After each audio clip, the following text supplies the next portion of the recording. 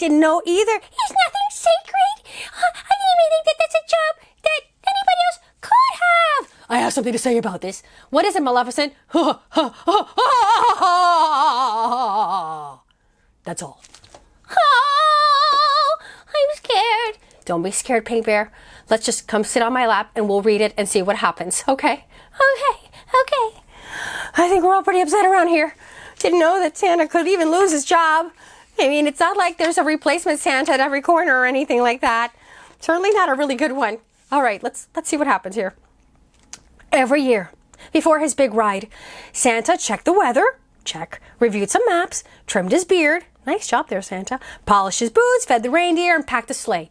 All basic stuff. Santa's got it. Everything's good so far. Oh, check out the reindeer hula hooping on the calendar. Nice touch, Santa. Probably a vacation photo. He moved as fast as he could, but even so, there was always a last-minute rush. Look at that, the reindeer getting all, reined up by the elves and running to the sleigh and throwing in last-minute things into the big giant bag that never runs out of room. Now, some of the elves were grumbling about this whole last-minute business. Why can't Santa plan better? How come he's so slow? One year, an elf named Muckle said even more. Santa is too set in his ways, he declared. He wastes time and energy. Oh, maybe so, his friends agreed. But what else could they do? After all, Santa was only human. And that gave Muckle an idea. Muckle. Doesn't that sound like the name of an evil elf? I think it does. For months, Muckle worked on a secret project almost every day. The mail carrier Clara dropped off packages at his door. What are you up to? She asked, but Muckle wouldn't say. He kept his workshop locked and didn't let anyone in. Highly suspicious. I wonder if Santa hasn't noticed. Apparently not. It was late fall when Muckle finally showed off his creation. This is the deliverator, he proclaimed. The other elves, admired the shiny metal and the blinking lights. What does it do? They asked. It's a replacement, said Muckle, for Santa! What? Muckle claimed that the deliverator could travel around the world in one night. It could go up and down chimneys with ease, and it could deliver toys in the blink of an eye. I've heard this before. So can somebody else. Clara, the paper and mail delivery person, she heard the news as she made her rounds. But Santa already does those things, she told Muckle. Maybe so, but the deliverator will do them sooner, faster, and better. The other elves, talk among themselves, talk among themselves. They were impressed, but they still needed proof. Fine, said Muckle. Let's test Santa against the deliverator. The winner will deliver our toys from now on. When Santa heard the news, he shook his head. There's more to my job than meets the eye, he said. But since you make the toys, the decision is yours. Poor Santa. Oh, there he is in the corner. Sorry, didn't mean to cut him out there. See Santa looking at the plans.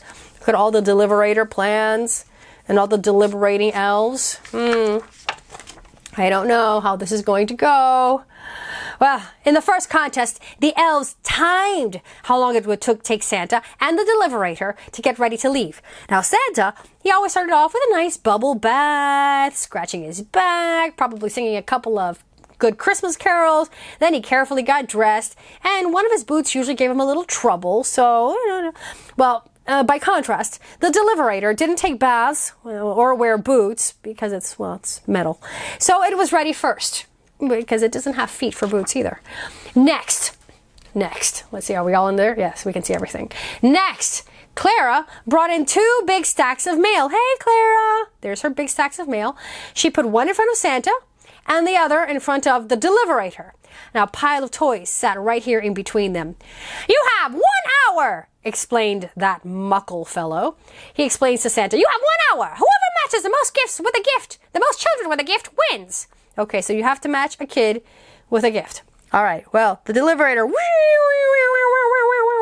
whirred and hummed, scanning each request with lightning speed and pairing it with a toy.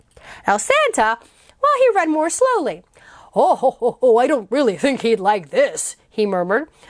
She didn't play with the one she got last year. Before long, well, he was hopelessly behind. See, he's not just reading, he's evaluating to see the quality of the request. Very good, Santa. Well, the third contest started out on 2 adjoining rooftops. Roof 1, roof 2.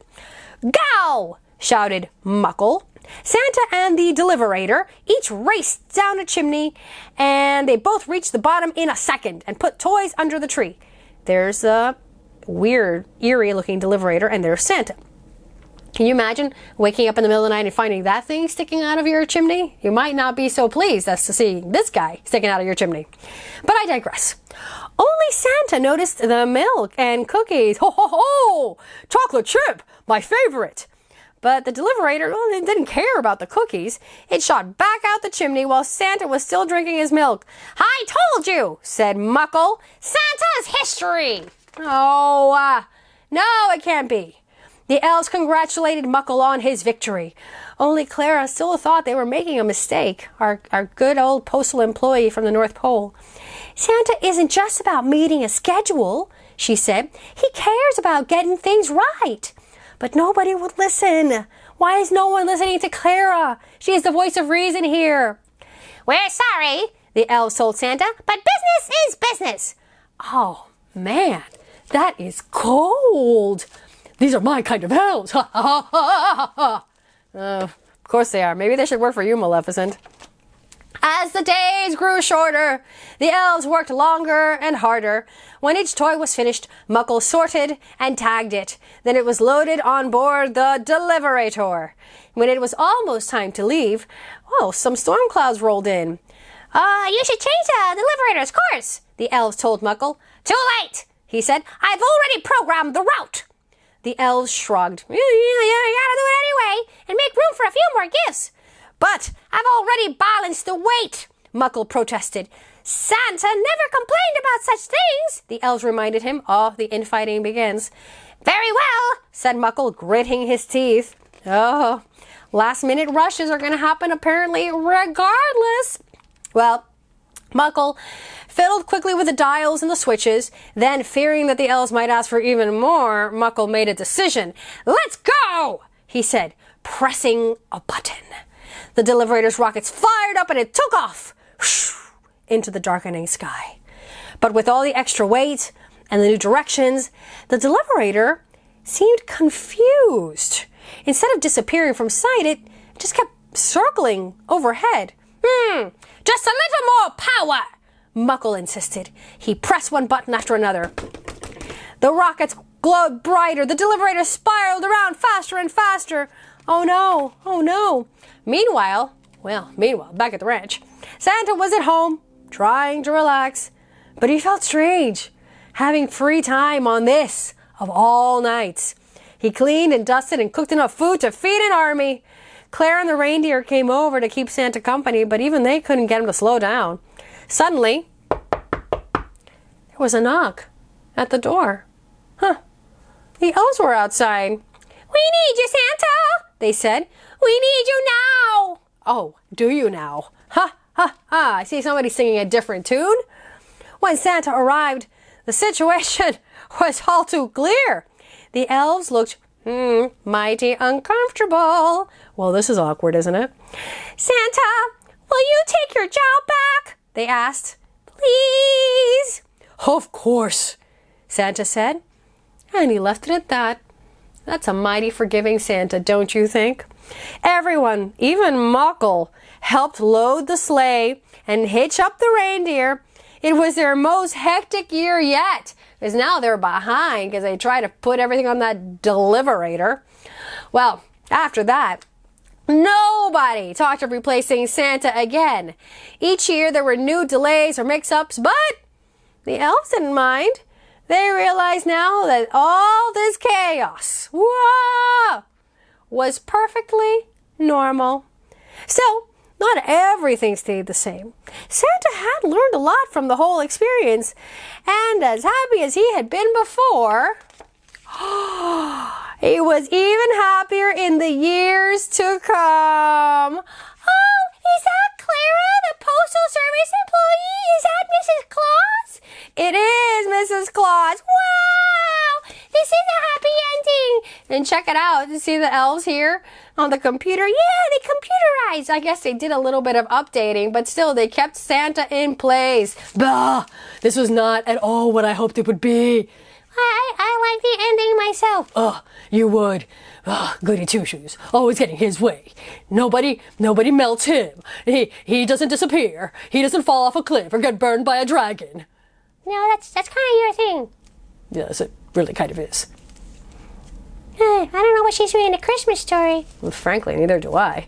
Well, kid, I hope that you enjoyed reading how Santa lost his job, but got it back again. Exactly. Merry Christmas from Olives here at KidTimeStoryTime. Yay! Even Maleficent. Right, Maleficent? Whatever.